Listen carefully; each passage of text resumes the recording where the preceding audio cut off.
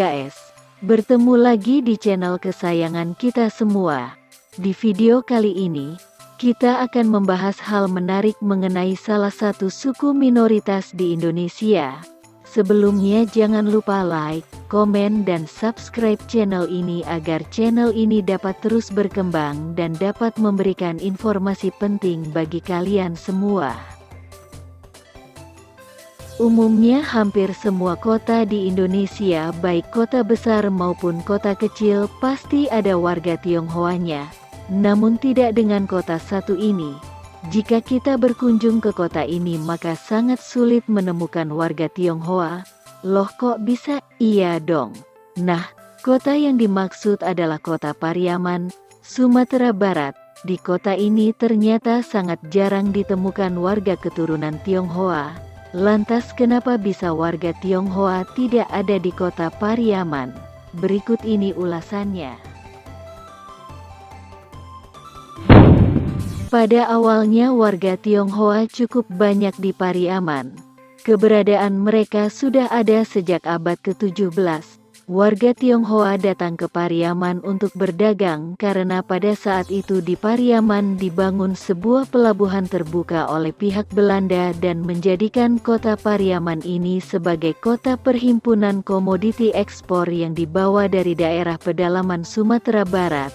Kemudian perkembangan etnis Tionghoa di kota Pariaman ini sangat pesat. Etnis Tionghoa ini mampu menyebar ke berbagai perkampungan di Pariaman seperti Kampung Cino, Kampung Jauh, Kampung Pondok dan juga Kampung Nih.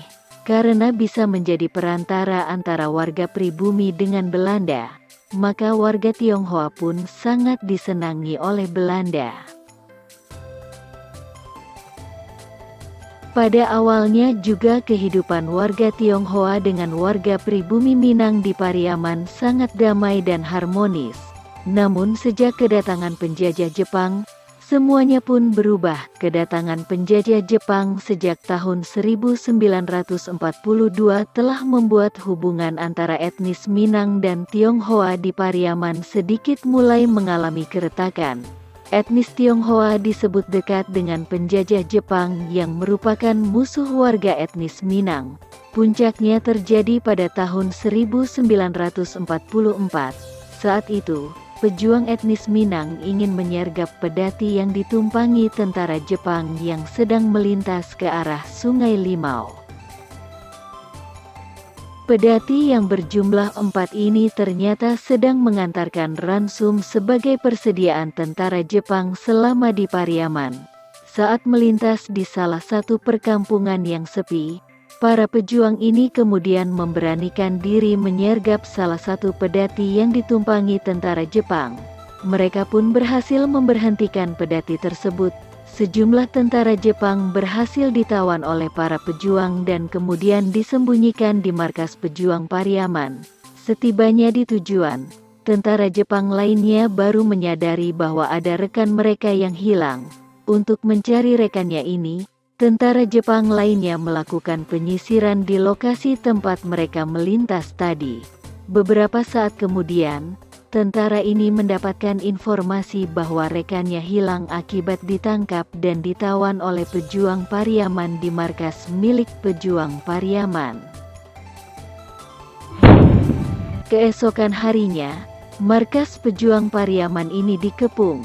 Sejumlah pejuang yang menjaga markas tersebut pun ditangkap, sementara pejuang lainnya berhasil melarikan diri.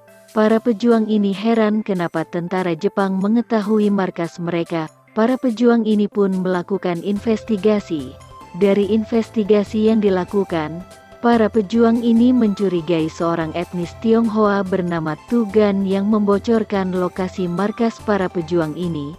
Kecurigaan ini bukan hanya sentimen etnis semata. Kecurigaan ini muncul karena tentara Jepang sering nongkrong di warung milik Tugan. Selain itu, Tugan juga sering bertanya kepada pedagang pribumi Minang mengenai penyergapan pedati Jepang itu.